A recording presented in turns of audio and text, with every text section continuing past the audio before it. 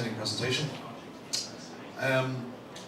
Elaine and Mathilde, they are the ladies who are managing this room today. They're doing a fantastic job. Can you please give them a round of applause? Thank you so much. So my name is Marc Mulligan. I'm a motivational speaker, I'm an author, and I'm a public speaking coach. I'm just going to, Mathilde, would you mind handing out the forms? So you're going to be handed a form in a moment, and I would love you to complete the form. I won't be asking you for this form, you'll be holding on to it yourself. And there are also pens going around too if you don't have a pen on you. So this is my new book, Do It Today, 15 Ways to Step Up to Life by Stepping Outside Your Comfort Zone. I have copies of the book over there for sale. Just come up to me afterwards if you're interested. So I've been giving this talk outside the comfort zone and other talks to schools, universities, businesses and conferences for the last 3 years. Before I continue, I just want to quickly show you an acronym for the word fear. That is false evidence appearing real. Now, I will explain to you in a moment why I'm so interested in this topic and why I push this topic every time I get a chance to speak to an audience. But fear is false evidence appearing real. So there's two situations in life where fear can be helpful. There is when you experience fear and it teaches you about yourself, about how you react automatically to something, and so therefore teaches you how you can improve yourself. The second reason why fear is helpful is that when you do not have access to all the information, but your gut instinct tells you that you are in a dangerous situation. They're the two reasons that fear can be useful. In most cases, fear works against us, and it especially works against us when we are not aware of it, and we are not aware of it most of the time. So there are fears like really obvious ones, like if you have a fear of spiders, arachnophobia, you're definitely going to be aware of that because your body reacts in an instant way when you're exposed to a spider. But there are other fears which are much more subtle, which have a much greater impact on our lives. And those fears are fear of failure, fear of change, and fear of the unknown.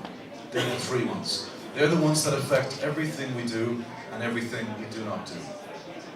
So I'll just quickly tell you my story. When I finished college, I went to work in corporate banking, and I worked there for a total of 8 years. I worked in it was a very specific role in a specific, for a specific bank.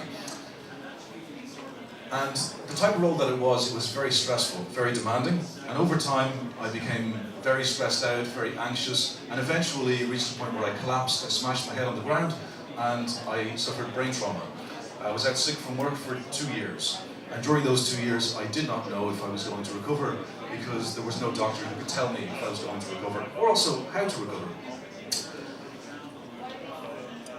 During that time, I was way outside of my comfort zone with all those symptoms. But as I gradually began to recover, I gradually began to move back within my comfort zone. So I had symptoms like extreme hearing sensitivity, extreme light sensitivity, I had constant headaches, I had trouble sleeping, I didn't have the ability to focus, I couldn't create new memories. I had an awful lot of symptoms. And the only real diagnosis that I ever really got was from a neurologist after visiting several times, and that was just severe brain trauma. But fortunately, I did recover from it. During my recovery, as I began to move back into the comfort zone, as my symptoms began to reduce, I realized something. And it does sound a little bit counterintuitive, so please bear with me. Being inside the comfort zone was exactly what had gotten me into this mess in the first place. Being inside the comfort zone. Being complacent. Having the attitude of, it'll be grand. And ignoring my physical health and the level of stress that I was experiencing. So as I began to recover, I decided I was not going to live inside my comfort zone anymore. So I decided to start writing a list.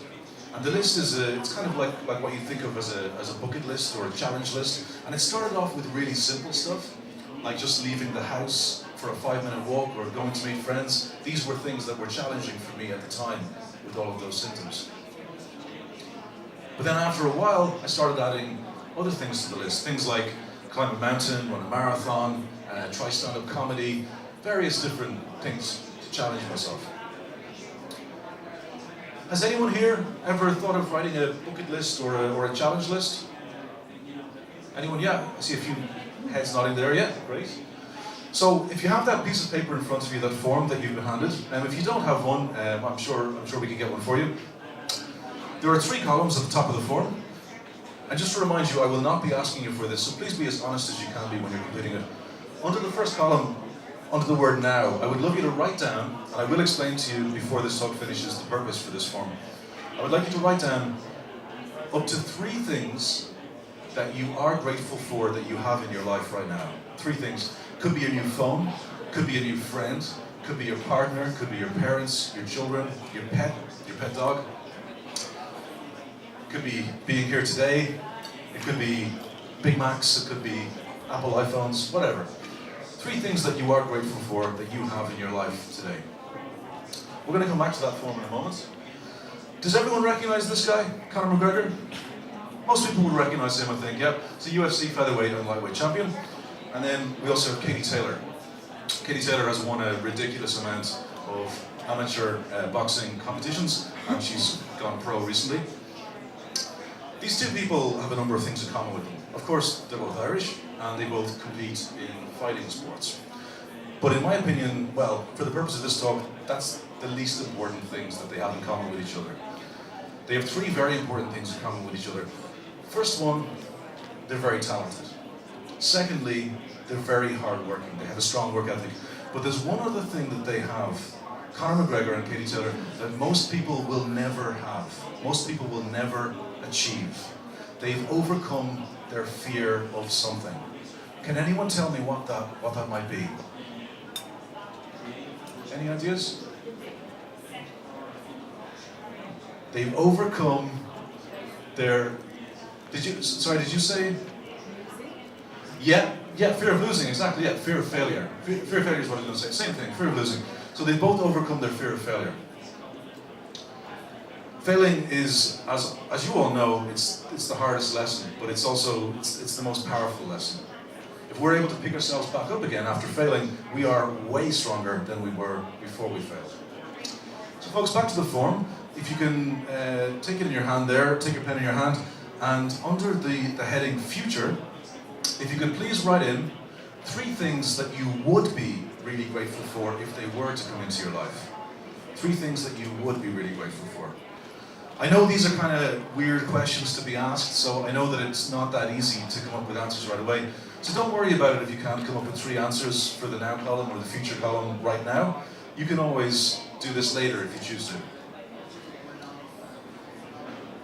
So 3 things you would be really grateful for if they were to come into your life. So, we were talking about different types of fears: arachnophobia, fear of failure, fear of the unknown. Does anyone know what this is the fear of? This is the first of 2 irrational fears that we're going to talk about today.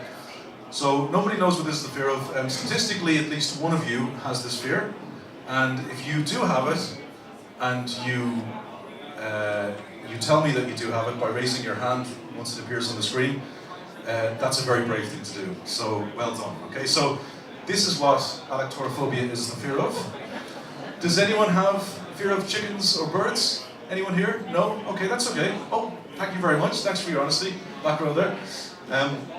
So allochtophobia, it's considered an irrational fear because most people don't experience it. And if you do not experience it, it's difficult to understand why somebody else would. So that's why it's termed as an irrational fear. And the other fear we're going to look at is this one here. It's such a long word, it doesn't fit on one line. Does anybody know what this is the fear of? Anyone know? Okay, so I don't think I heard the right answer there. But if you know it, please do speak up.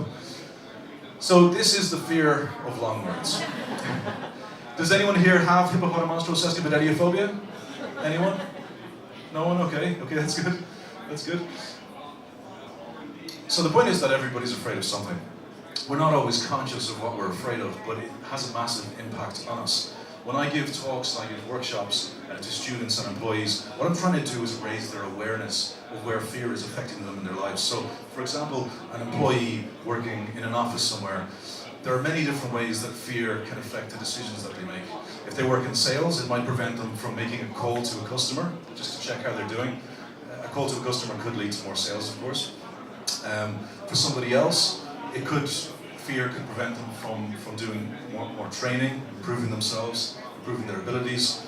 Fear that they're not going to be able to remember or learn or progress.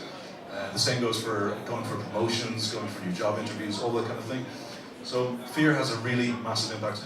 But the more we're conscious of it, just being conscious of it, the less control it has over us. That might sound like a very simple concept, and it is a very simple concept, but it is something that is so easy to forget.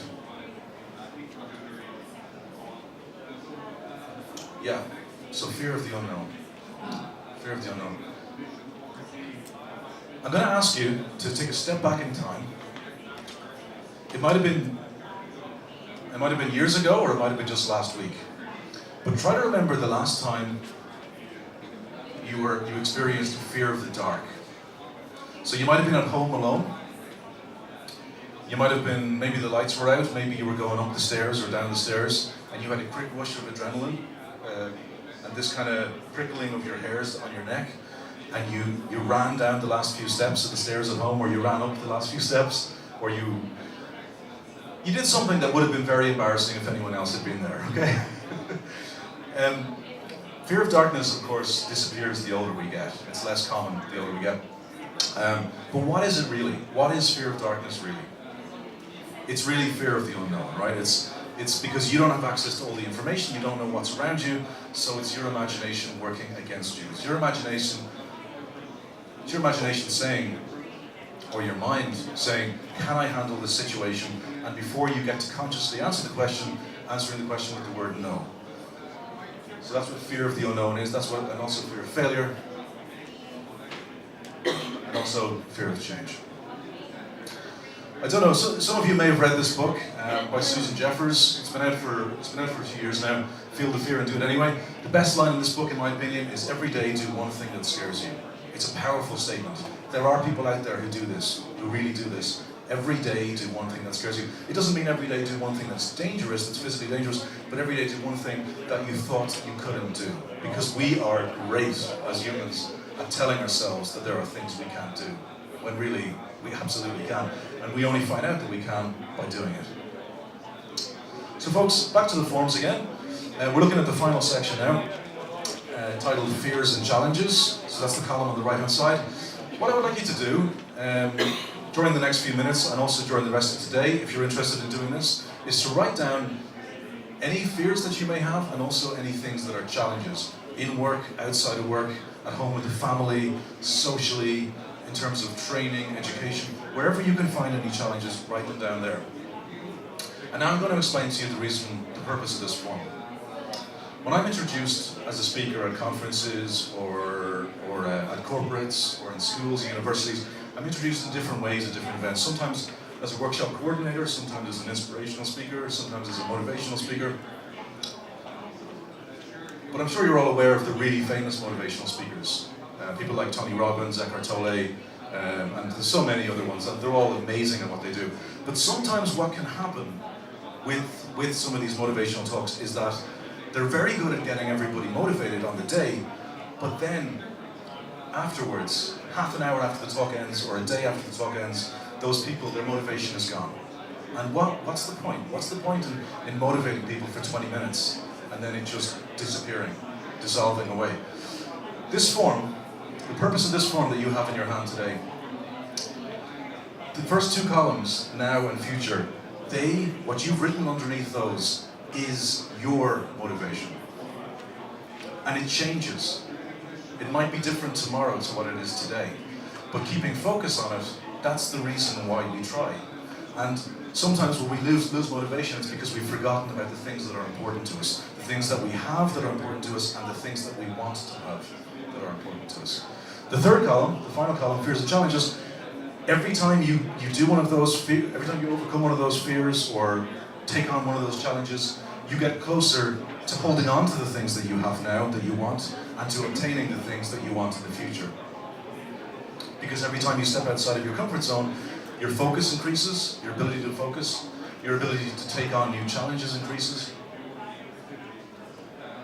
Getting anything that you want, the the likelihood increases the more you step outside your comfort zone. You might have heard that expression, life begins just outside our comfort zone. It's so true. It is so true. So, folks, I'd like to thank you for your time today. Thank you very much. So there's, as I mentioned earlier, there's copies of my book over there, and if you're interested, they're just €10 each. Just come over to me if you'd like a copy, and I hope you enjoy the rest of your day. Thank you.